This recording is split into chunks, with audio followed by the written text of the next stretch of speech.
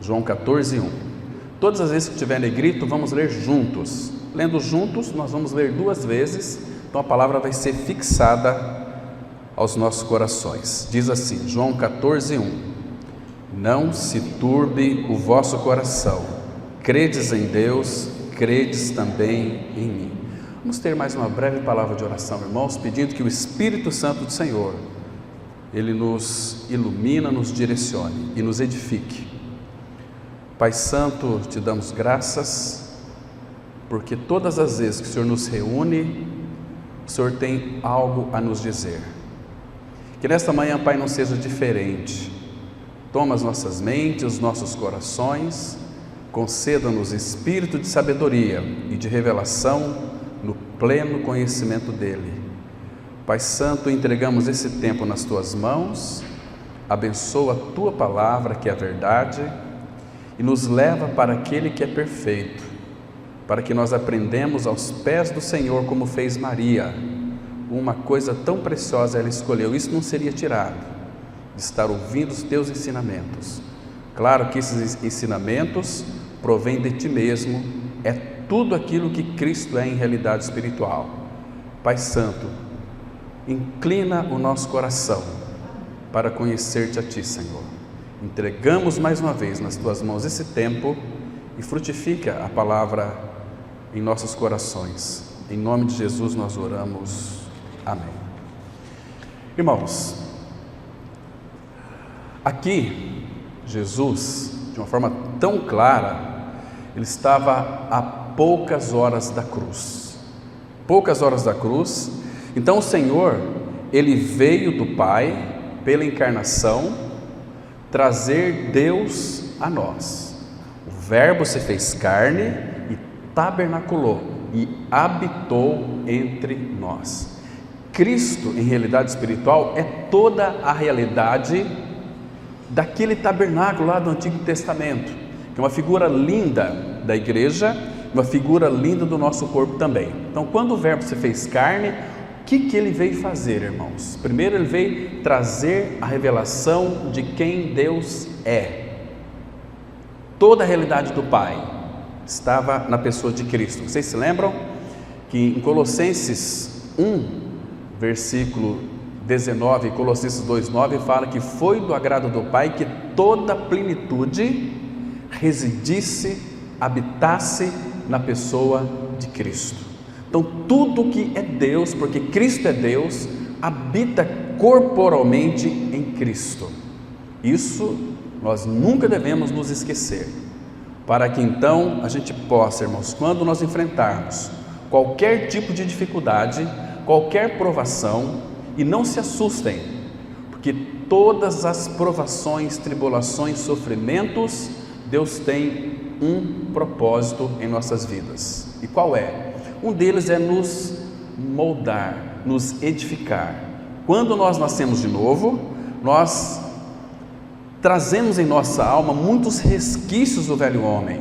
E isso Ele vai usar pelo Espírito, pela palavra, pelas circunstâncias, vai remover isso de nós. Então, bendito seja o sofrimento na vida dos filhos de Deus. Nunca é para mal, mas sempre é para o nosso benefício. Uma das grandes bênçãos que o Filho de Deus, ele deve louvar o Senhor, é quando ele está sendo tratado pelo Senhor. E Deus vai usar o sofrimento e muitas vezes até a dor para nos moldar. Então, mas o que é interessante é que na encarnação, Ele veio trazer Deus até nós. O Verbo se fez carne e habitou entre nós. Agora, quando o Senhor Jesus Cristo foi ressuscitado dentre os mortos, o que foi que aconteceu? Ele nos levou nós para Deus. Vocês se lembram aquele texto que nós sempre citamos aqui? Colossenses 3:3, que a palavra fala assim: porque vocês morreram e a vossa vida está oculta com Cristo em Deus. Então, quando Cristo, que é a vossa vida, se manifestar, então vós também sereis manifestados com Ele em glória. Então, queridos, nós sabemos que quando Ele ressuscitou, todos nós fomos colocados numa posição imperturbável. Vocês se lembram de Efésios 2,6? Juntamente com Ele nos ressuscitou e nos fez assentar nos lugares celestiais em Cristo Jesus. Aqui, irmãos, a ideia nesse capítulo 14 não é que o Senhor irá para os céus, mas que Ele irá para o Pai. Todo o capítulo 14 vai mostrar essa ideia de que Ele vai para o Pai, de maneira a levar todos os que creem. Todos os que creem, porque são filhos dele, e aqueles que creem são aqueles que o Pai deu para o Filho. E o Filho diz lá em João 6,37: todo que o Pai me dá virá a mim, e o que vem a mim, de maneira nenhuma o lançarei fora. Então, nós hoje temos a vida Zoe de Deus dentro de nós, porque os nossos olhos foram abertos, então nós recebemos o Senhor como realidade espiritual. Agora, irmãos, aqui tem um detalhe muito interessante: não se turbe o vosso coração. Por que o Senhor começou com o termo não se turbe o vosso coração? Sabe por quê, irmãos? Aqui, para Ele, nós sabemos que nessas horas que Ele estava aqui, Ele já estava à sombra da cruz. O Senhor Jesus, Ele tinha que se preocupar com Ele aqui, porque poucas horas, era uma quinta-feira aqui à noite, na sexta-feira, Ele iria ser ultrajado, cuspido, arrancariam parte da sua barba, Ele seria esbofeteado e seria crucificado. Ele não teria que estar aqui preocupado com Ele mesmo?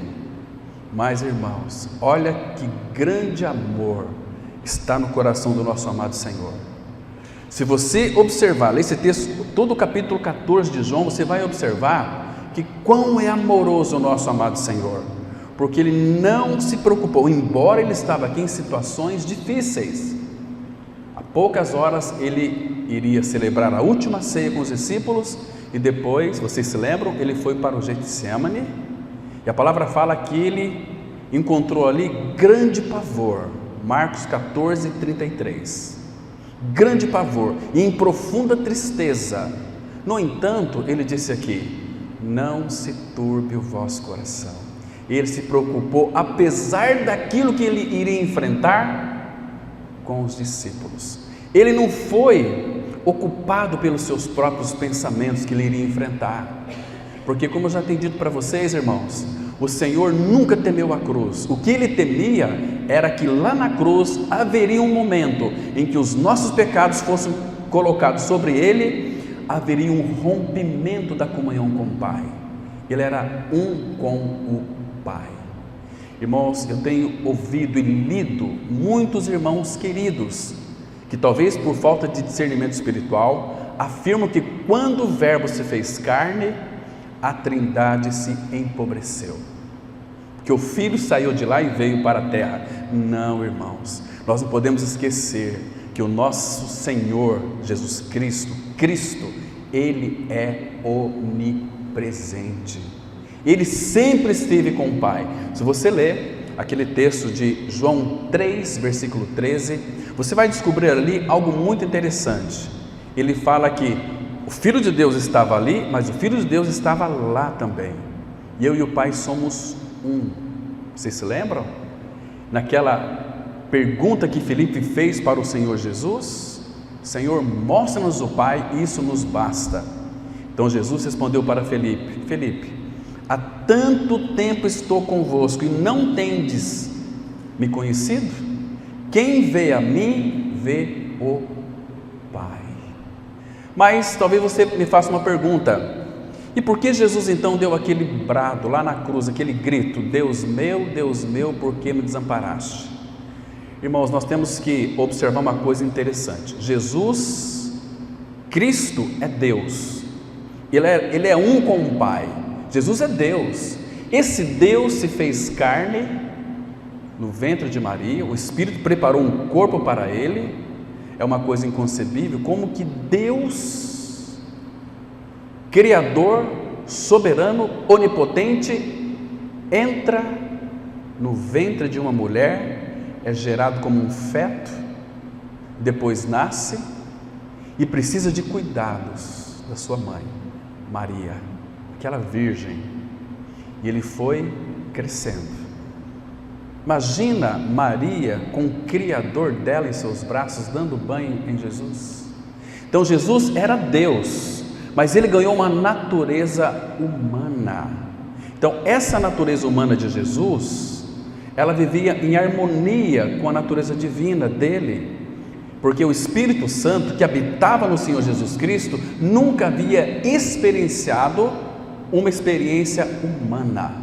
Então ele habitou no Senhor Jesus Cristo, porque o propósito do Pai era que na pessoa de Jesus, quando eu falo Jesus, é o Jesus homem, Cristo é Deus, por isso que Jesus Cristo, quando fala Jesus, está apontando para o homem Jesus.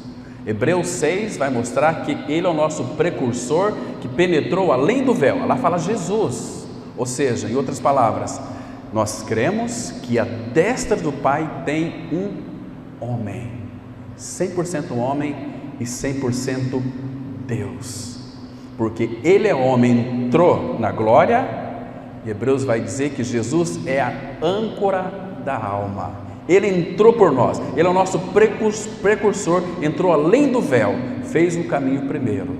Então, irmãos, a nossa convicção, a nossa certeza, e ele disse para nós, vamos ver depois os textos aqui, que onde eu estou, estejais também aquele que tu me deste. E onde Jesus Cristo está hoje, literalmente, lugar de onde ele nunca saiu, João 1,18, no seio do Pai, é onde que nós estamos pela fé. Vocês morreram e a vossa vida está escondida com Cristo em Deus, nós estamos no Pai. Por isso que, irmãos, isso traz para nós uma grande convicção, uma grande certeza, primeiro da salvação, porque lembra lá de João 10,28, quando ele disse assim, eu lhes dou a vida eterna, ou seja, eu vou para dentro de vocês, jamais perecerão. Aquilo que meu Pai me deu é maior do que tudo, que é a igreja, porque nós somos dados para o Filho e o Filho nos levou para o Pai, e da mão do Pai ninguém pode arrebatar. Nós estamos nele. Irmãos, que convicção o Espírito nos traz para o nosso coração. Então Jesus, ele ganhou duas naturezas, viveu nessa terra aqui com duas pernas, a face do Pai, ele não poderia perder a face do Pai, irmãos, mas o que nos enche o nosso coração de alegria é que aqui ele esqueceu de si. Irmãos, ele sabia o que ele iria enfrentar. O que ele nunca quis na sua vida era uma separação do Pai. Então Jesus, ele disse lá em Mateus capítulo 26, Deus meu, por que me desamparaste? E nós sabemos que foi por nós, porque o Pai poderia salvar o seu filho disto.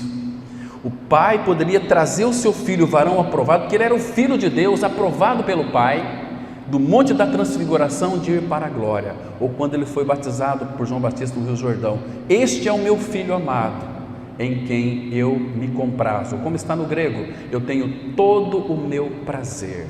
Por isso que no Salmo 16,3, a palavra fala assim, quanto aos santos que há na terra, são ele os notáveis, nos quais eu tenho todo o meu prazer.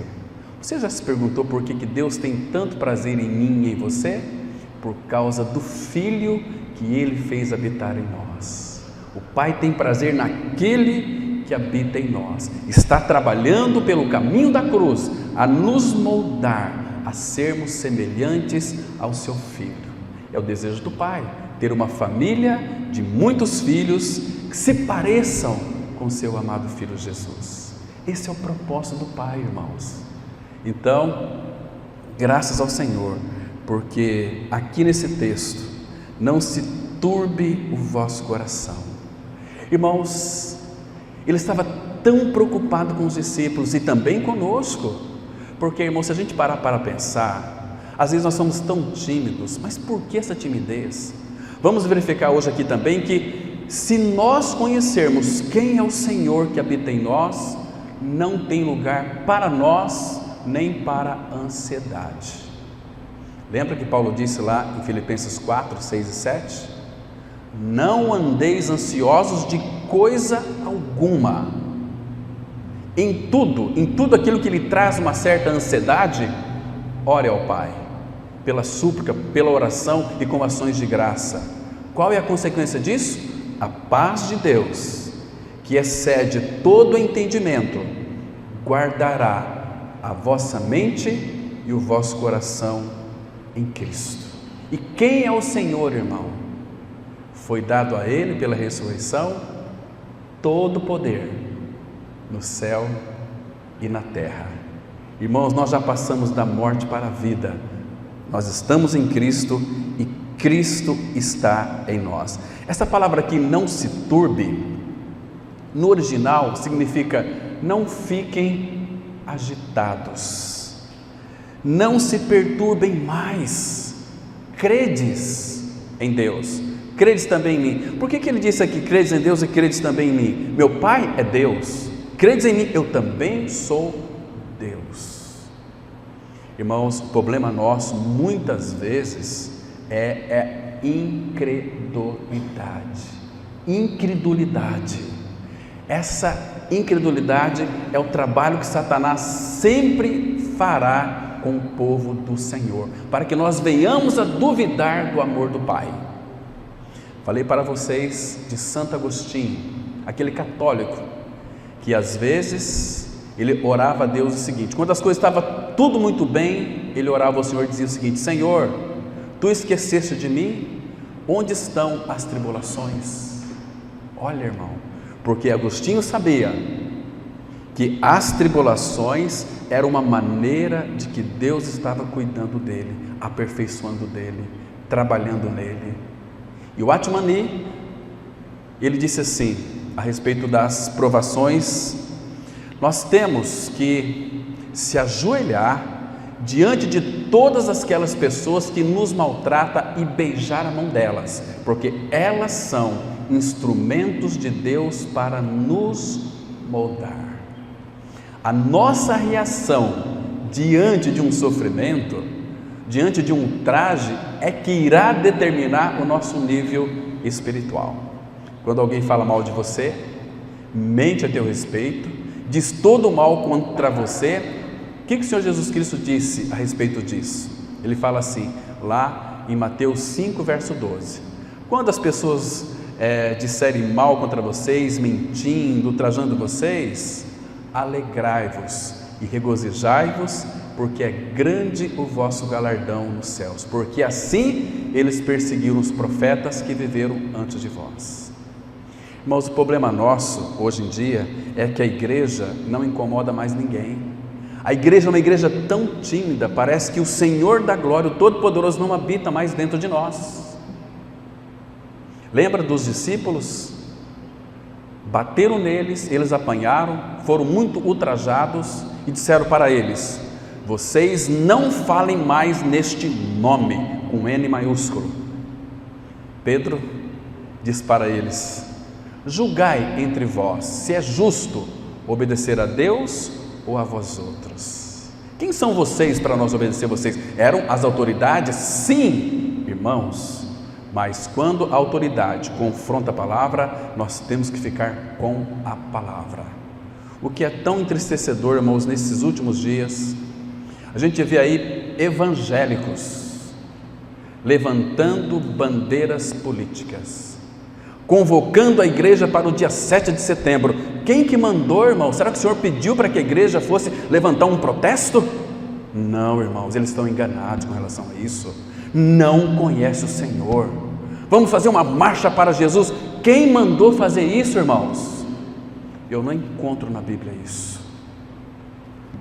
Então nós devemos tomar muito cuidado para não sermos iludidos como os demais que não têm entendimento. Se você vota em um determinado presidente e ele perde, você tem a obrigação de orar por aquele presidente para que ele faça uma boa administração. Nunca, nunca, irmãos, foi do agrado do nosso amado Senhor levantar bandeiras e fazer protestos para ninguém, porque, nós temos aí um presidente, que esse é um homem de Deus. O homem de Deus não vai se envolver em política, e esse presidente tem que governar nós. Lembra a história? Se você ler a história da igreja, você vai descobrir uma época que o povo de Deus era perseguido e os cristãos eram mortos, mas quando matavam aqueles cristãos, o sangue deles era como se fosse sementes, aumentava mais.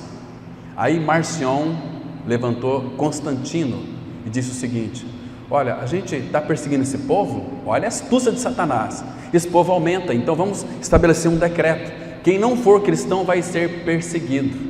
Aí todo mundo virou cristão, não é assim, irmãos? Por medo de morrer. E a história está se repetindo, meus queridos irmãos.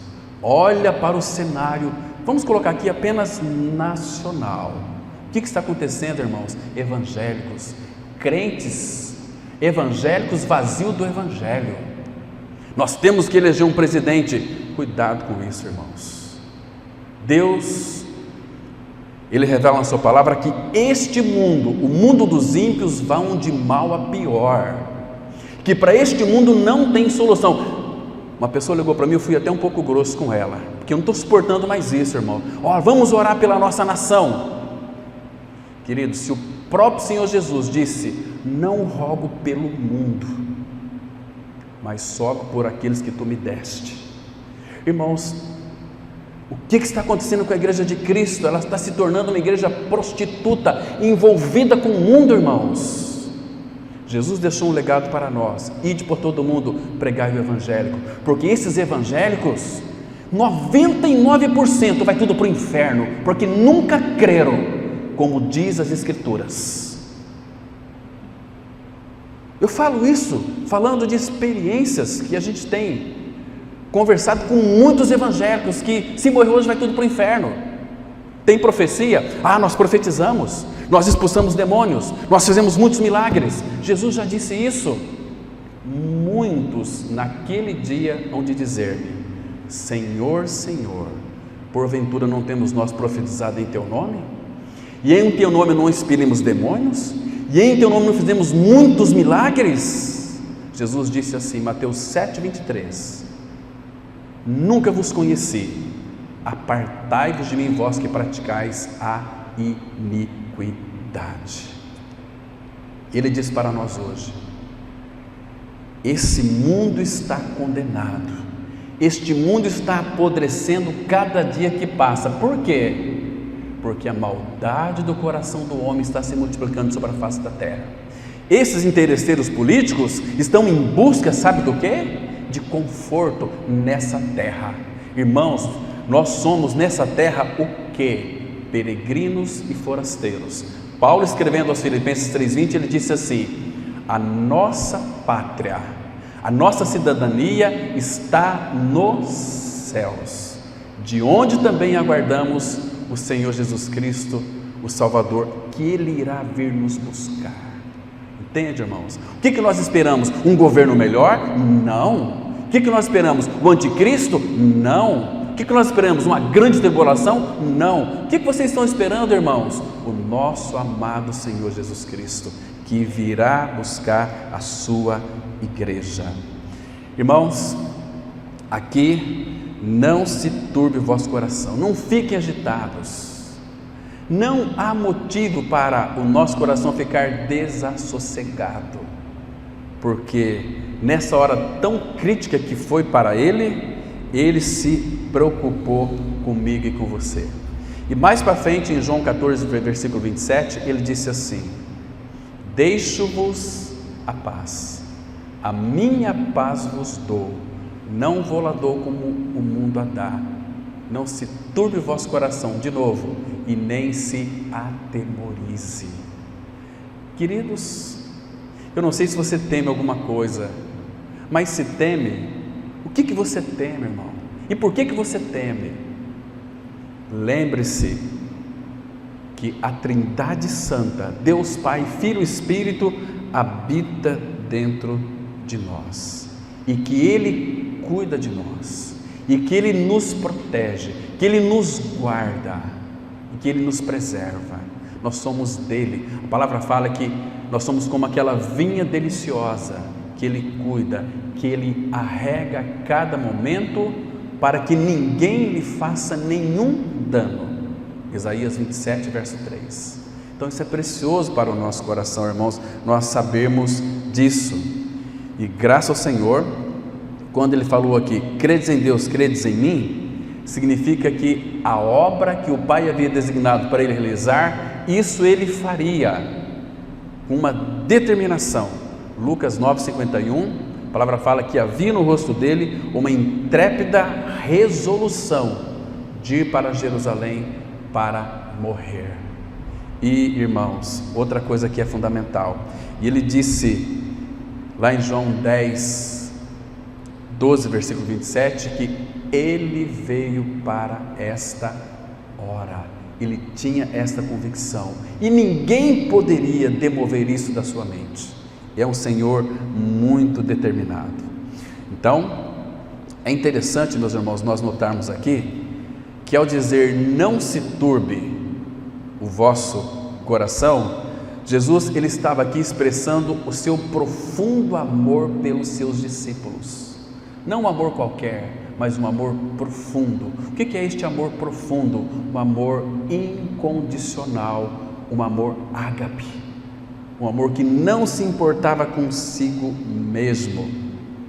Amor e também bastante ternura, visto que naquele momento ele próprio ele estava aflito, mas ele se importou com os discípulos. Não se turbem o vosso coração.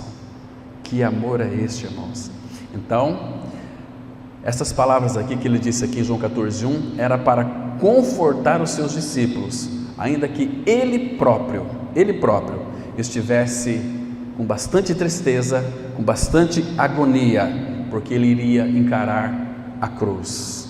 Então aqui o Senhor ele estava consolando aqueles homens, como também faz conosco, que tinham demonstrado seu egoísmo e que estavam prestes a ofendê-lo, maltratá-lo, batê-lo, cuspê-lo e também crucificá-lo. Graças ao Senhor por isso.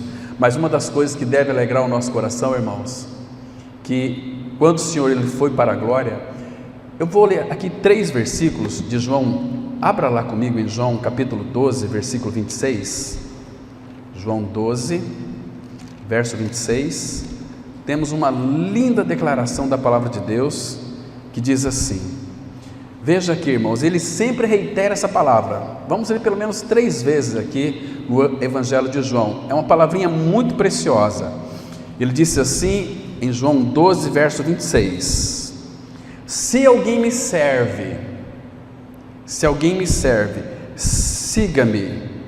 E onde eu estou, presta atenção, e onde eu estou, ali estará também o meu servo. E se alguém me servir, o Pai o honrará. Eu queria que você guardasse essa palavrinha aqui, olha. Onde eu estou, ali estará também o meu servo. Veja aqui em João agora 14, versículo 3, que ele vai dizer algo muito interessante também. Ele vai repetir isso. Ele diz assim, João 14, 3, e quando eu for e vos preparar lugar, voltarei. Graças ao Senhor, Ele vai voltar, irmãos. Voltarei e vos receberei para mim mesmo. Para quê? É o propósito. Para que onde eu estou, estejais vós também. Graças ao Senhor. Que palavra linda, irmãos. Agora, lembra aquela oração que ele fez ao Pai, aqui em João 17, versículo 24? Ele vai dizer essa mesma coisa, dizendo ao Pai. Irmãos, ele não reivindicou nada para ele. Veja que o único lugar que Jesus expressa a sua vontade é aqui, mas essa vontade é para nós. Ele disse assim, João 17, 24, Pai, a minha vontade. Irmãos, graças ao Senhor, aqui parece que o Filho tem uma vontade. E que vontade é essa? Pai, a minha vontade é que onde eu estou, estejam também comigo os que me deste, para que vejam a minha glória que me conferiste, porque me amaste antes da fundação do mundo. Para que onde eu estou, estejais vós também. Irmãos, onde está o Filho hoje?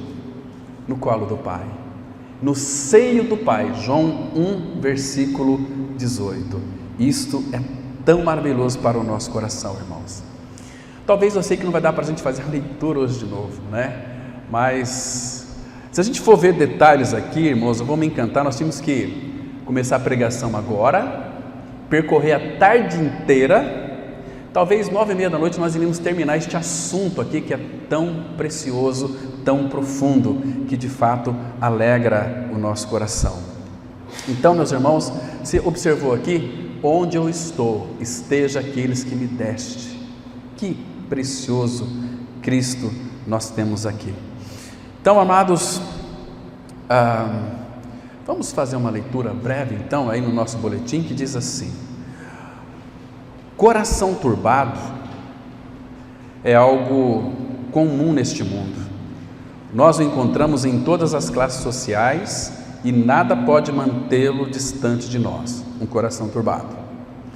A jornada da vida está repleta de problemas. O melhor dos seguidores do Cordeiro pode ter muitos cálices amargos para beber durante a sua peregrinação da graça à glória.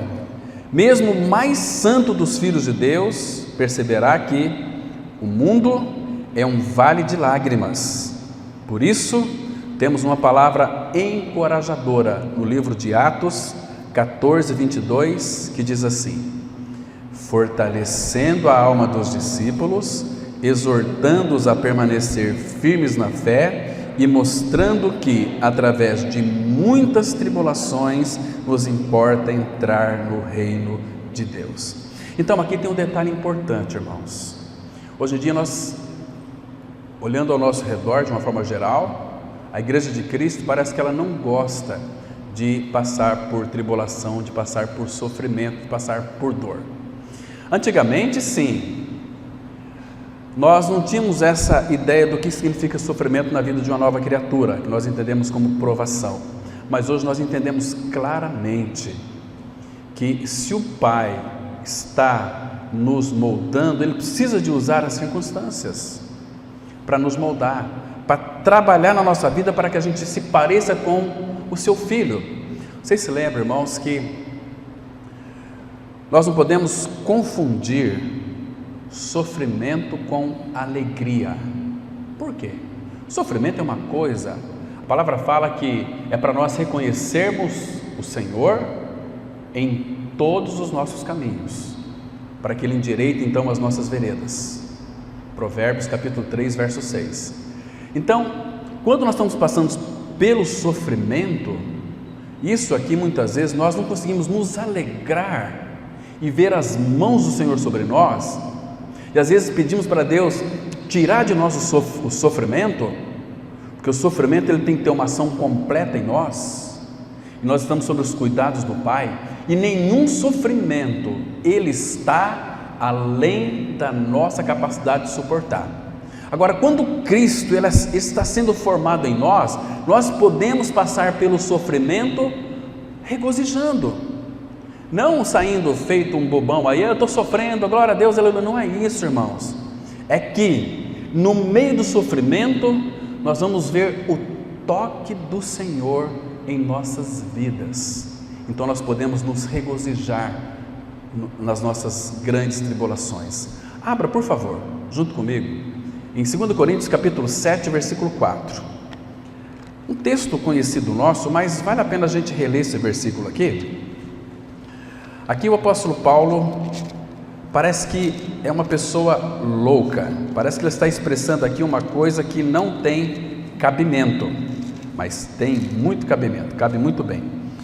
2 Coríntios 7,4, olhe o que o apóstolo disse aqui, irmãos. Ele está dizendo o seguinte: muito grande é a minha franqueza para convosco, e muito me glorio por vossa causa, sinto-me grandemente confortado confortado e transbordante de júbilo em toda a nossa tribulação. Irmão, o que Paulo tinha que nós não temos? Cristo não era a vida de Paulo? Sim. E por que, irmãos, que muitas vezes quando nós entramos no sofrimento, Deus permite o sofrimento para nos abençoar, nos moldar, formar Cristo em nós, nós começamos a gemer, a murmurar, a revelar quem nós somos de fato, em realidade espiritual. Para quem que você está olhando quando vem o sofrimento? Para o homem? É para a sua dor, para a sua autocomiseração? Você vai sofrer muito, mas olhe para o Senhor, olhando firmemente para Jesus, autor e consumador da nossa fé.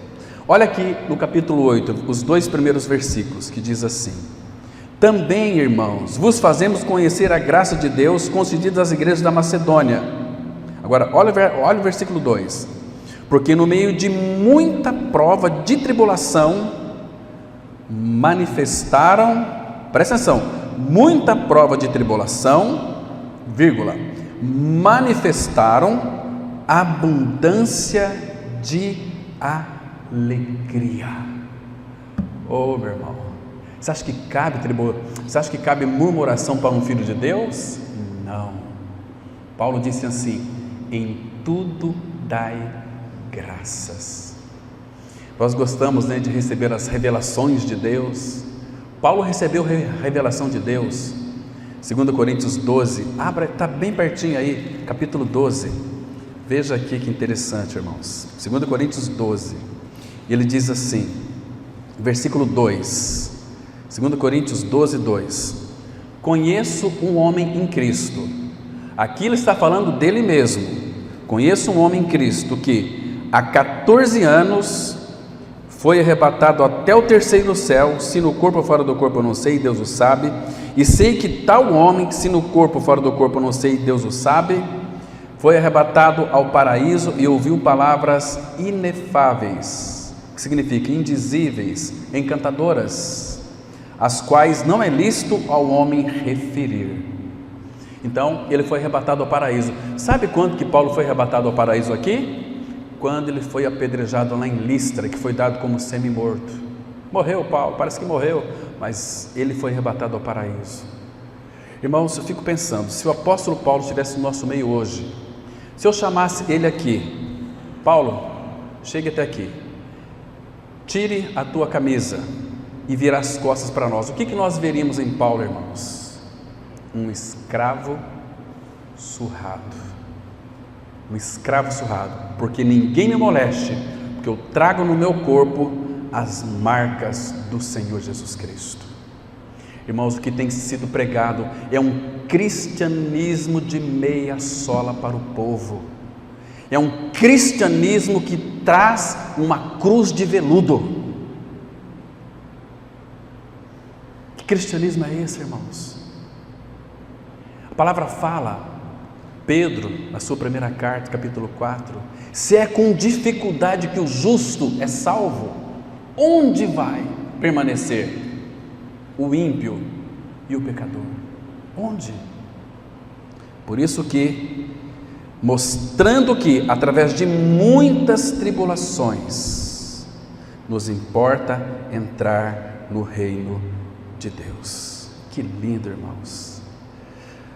Olha, eu sei que cristianismo é uma vida de renúncia, e se nós verdadeiramente não renunciarmos primeiro a nós mesmos, cristianismo, irmãos, é como diz os nordestinos, quando a gente vai pregar por lá, eles falam, cristianismo é para cabra macho, que não se importa com a sua própria vida, como Paulo disse lá em Atos 20, 24, não considera a vida preciosa para mim mesmo, porque, irmãos, observa, Lucas 9, 23, Jesus ele não força ninguém a nada, irmãos, mas ele quer uma resposta nossa. Quem quiser vir após mim, a si mesmo se negue, dia a dia tome a sua cruz e siga-me. Paulo fala, dia após dia eu morro. Irmãos, como nós precisamos ter esta consciência de que é não mais eu, mas Cristo vivendo a sua vida em mim, e que você não tem que temer ninguém. Uma das coisas que nós temíamos era o pavor da morte, mas Jesus em Hebreus 2,14 vai dizer o seguinte, que Ele na cruz destruiu não apenas a morte, mas aquele que tem o poder da morte, a saber, o diabo, e livrasse a todos que, pelo pavor da morte, estavam sujeitos a uma vida inteira de escravidão. Então, nós somos transportados do império das trevas para o reino do Filho do seu amor, e que a imortalidade entrou em nós, a vida de Cristo. Ele é a vida eterna que nós temos em realidade espiritual. Então vamos avançar um pouquinho mais aqui, irmãos. Temos não apenas encorajamento, mas a fé no Senhor Jesus Cristo é o único remédio para corações turbados. Crer mais profundamente, descansar sem restrições, apegar-nos com mais firmeza, depender mais completamente. Esta é a receita que o nosso Senhor prescreve para a todos os seus discípulos. Creiam ainda mais, creiam em mim. Está escrito aqui em Isaías 26:3. Tu, Senhor, conservarás em perfeita paz aquele cujo propósito é firme, porque ele confia em ti. Irmãos, um detalhe aqui importante: nenhum de nós vai confiar no Senhor sem conhecê-lo de uma forma experiencialmente.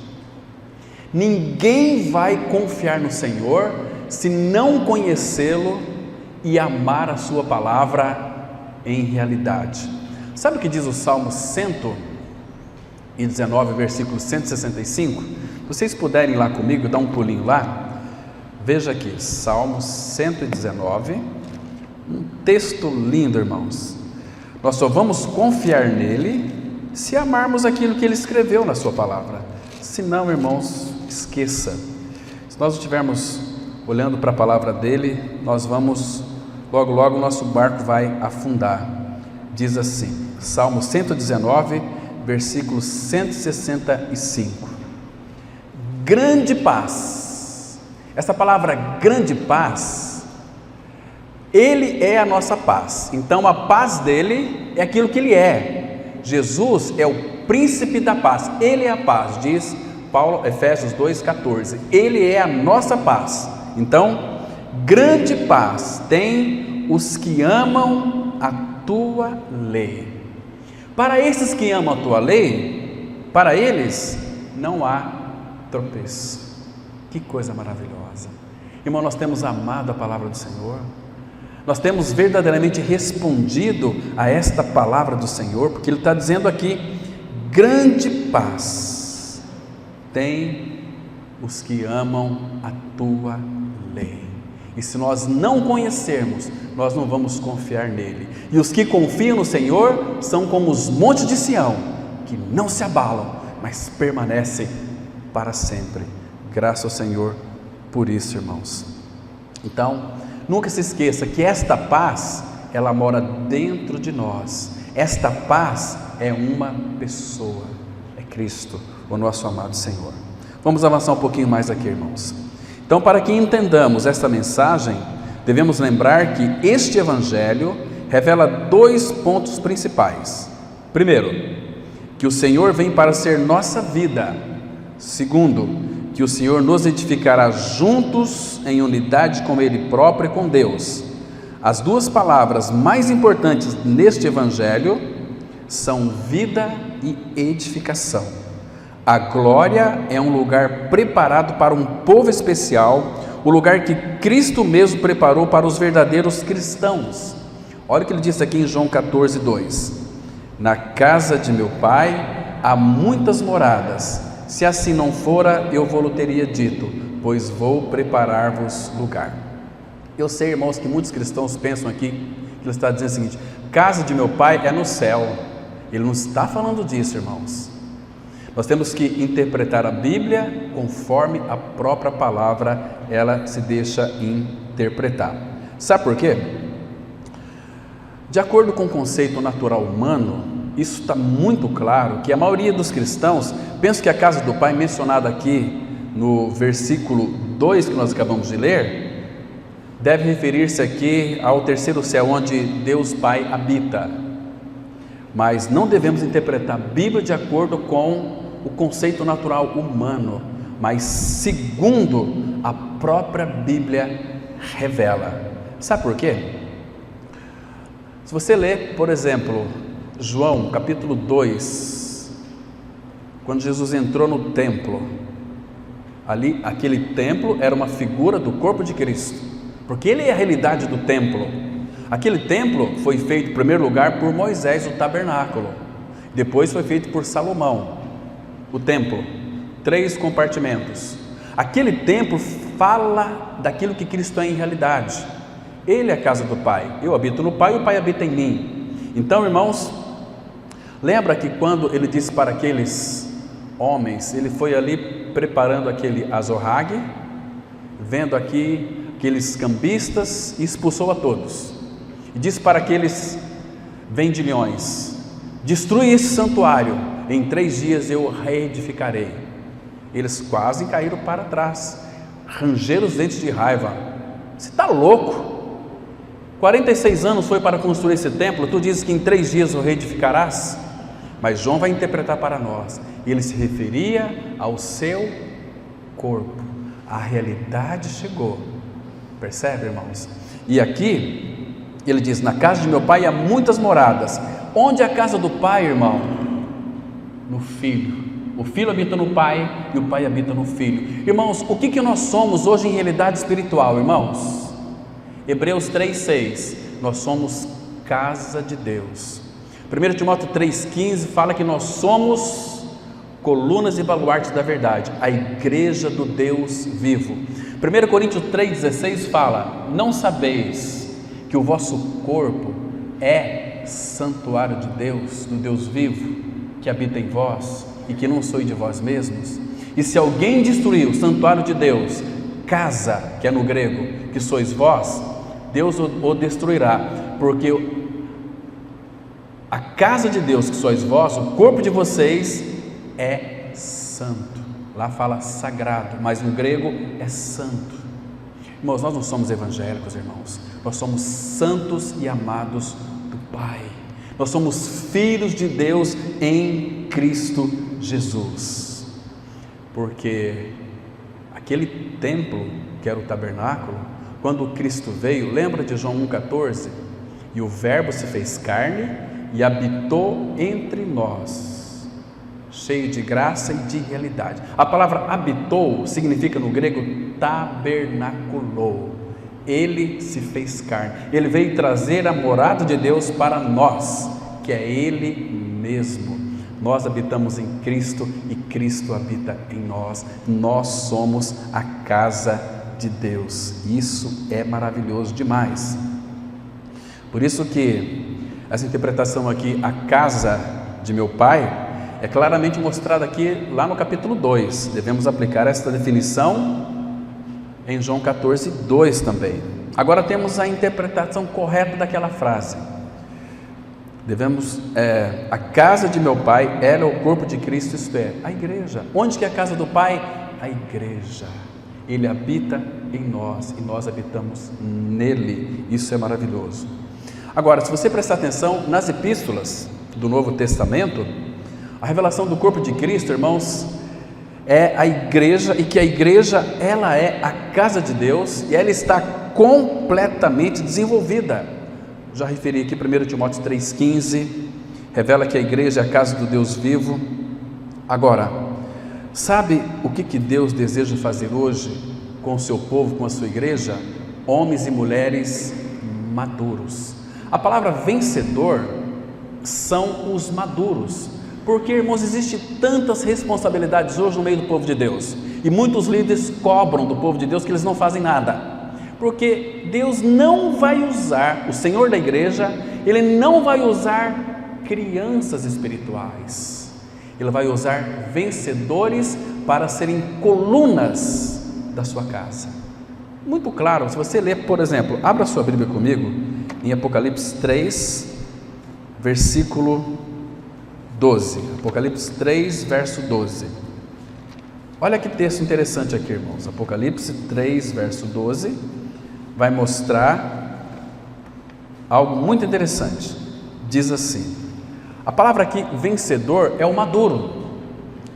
Olha só, Apocalipse 3, verso 12, escrevendo a igreja Filadélfia: ao vencedor faloei coluna no santuário do meu Deus.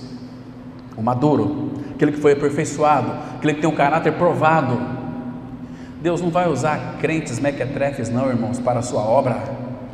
Vai usar homens e mulheres que têm responsabilidades, vai usar santos e amados do Pai.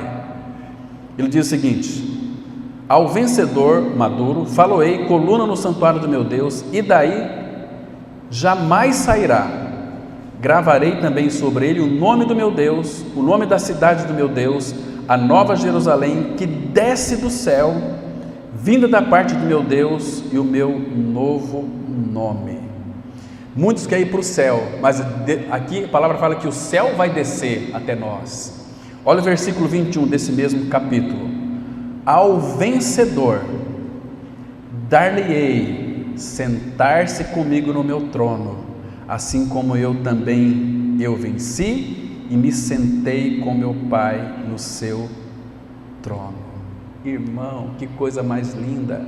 Você tem procurado crescer no Senhor, irmão? Ou você tem vivido uma vida totalmente relaxada? Ah, queridos, como eu queria, se vocês lerem aqui com bastante cuidado, Apocalipse, capítulo 21 e 22, eu até quero que vocês vão para Apocalipse capítulo 21, mostrar para vocês aqui um princípio fundamental. Apocalipse capítulo 21.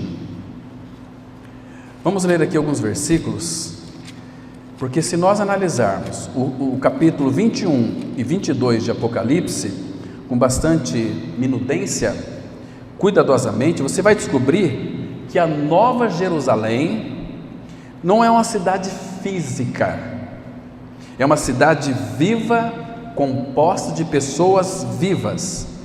Nós sabemos isso porque o nome das 12 tribos de Israel e os nomes dos 12 apóstolos do Cordeiro estarão lá.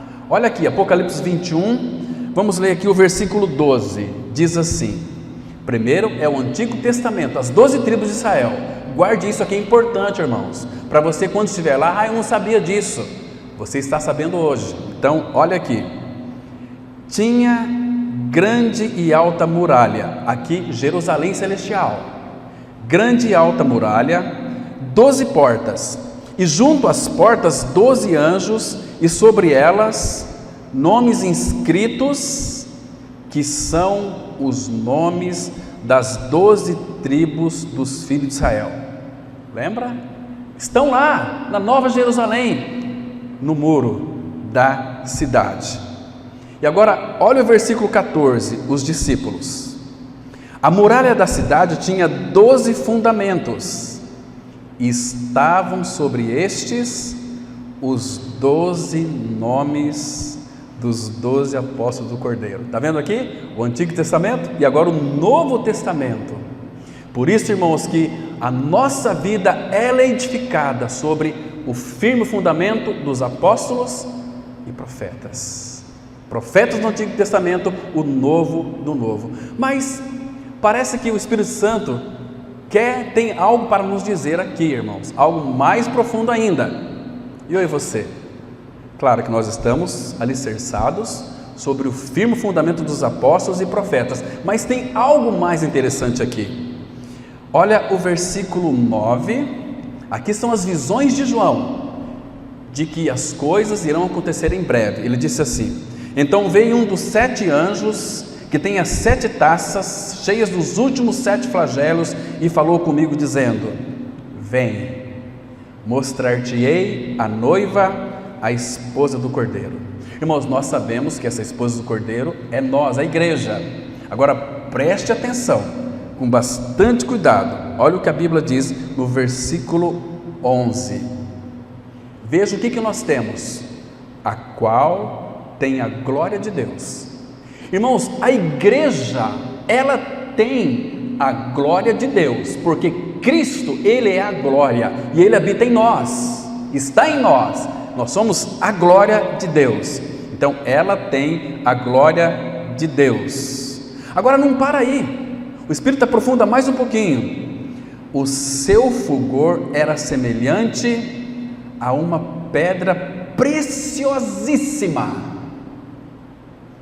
como pedra de jaspe cristalina. A igreja é como uma pedra de jaspe, preciosíssima. Agora, irmãos, volta lá para Apocalipse capítulo 4, versículo 3. Apocalipse capítulo 4, verso 3, que diz assim, olha aqui que interessante, irmãos. Vou ler o 2 e o 3 para a gente pegar o contexto. Acompanhe aí comigo, por favor. Diz assim, Apocalipse 4, verso 3: imediatamente eu me achei em espírito, e eis armado no céu um trono, e no trono alguém sentado. Quem está sentado no trono, irmão? O Pai e o Filho. Agora veja o versículo 3: e esse que se acha assentado é semelhante no aspecto a pedra de jaspe.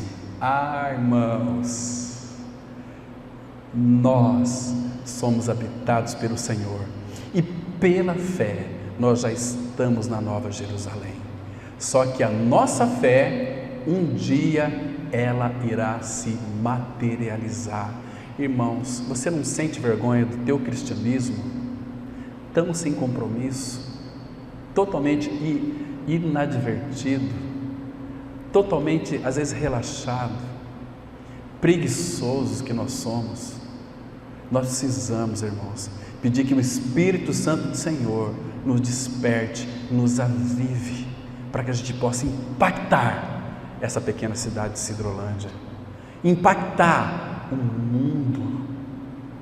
Claro que nem todos vão crer, e não devemos rogar pelo mundo, como nosso próprio Senhor orou: Pai, não rogo pelo mundo, rogo por aquele que Tu me deste.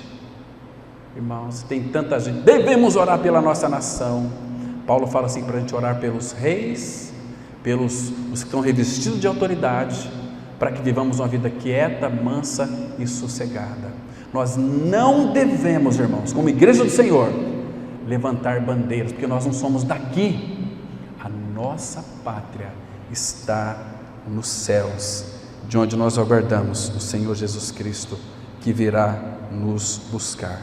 Então, guarde bem isso, que a Nova Jerusalém é uma composição viva de pessoas vivas, edificadas juntas para a habitação de Deus para sempre, para todo sempre.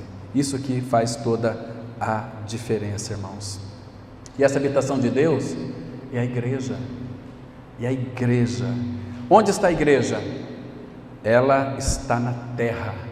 A habitação de Deus hoje é uma composição viva de novos nascidos, e por isso são vivos eternamente. Permita-me ler mais um versículo com vocês, João 14, verso 19. Olha o que o nosso amado Senhor está dizendo aqui. João 14, versículo 19. Vou ler o 18 para a gente pegar o contexto aqui também. Muito interessante, irmãos.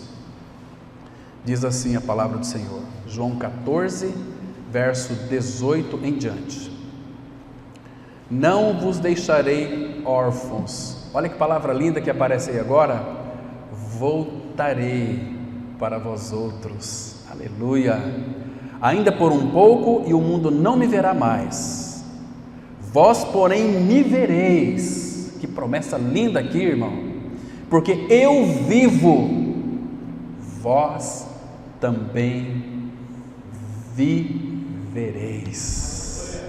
Naquele dia, vós conhecereis que eu estou em meu Pai, vós em mim e eu em vós. Que coisa linda, irmãos. Agora, olha o versículo 23. Respondeu-lhe Jesus: se alguém me ama, guardará a minha palavra, e meu Pai o amará. Olha que lindo aqui. E viremos a Trindade, viremos para Ele e faremos nele morada. Que coisa linda. Irmãos, do que você precisa mais, irmãos? Conhecer a Cristo, conhecer a Cristo, conhecer a Cristo, avançando e conhecendo o Senhor. Como diz o profeta Oséias 6:1, conheçamos e prossigamos em conhecer o Senhor. Como a chuva, a sua vinda, ela é certa. Então, irmãos, não se turbe o vosso coração. Quer ter descanso? Creia em Deus, creia no Filho e creia que Ele habita dentro de você, não do teu lado, mas dentro de você. Irmãos, que o Senhor então continue falando aos nossos corações. Vamos ter uma palavra de oração. Pai, obrigado por esse tempo que passamos diante do Senhor, ouvindo a Tua palavra. Revela essa verdade aos nossos corações, Pai. Aquieta o nosso coração. Tu és tão sublime, tão santo, tão grande, mas Tu habitas em nosso interior. Que a Tua palavra, Pai, nos quebranta. Que a Tua palavra, Pai, gere em nós mais e mais de Cristo. E que Ele seja louvado, seja glorificado. Tenha misericórdia de cada um de nós, ó Pai.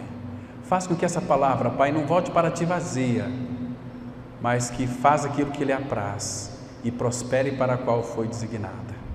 Em nome de Cristo nós oramos. Amém.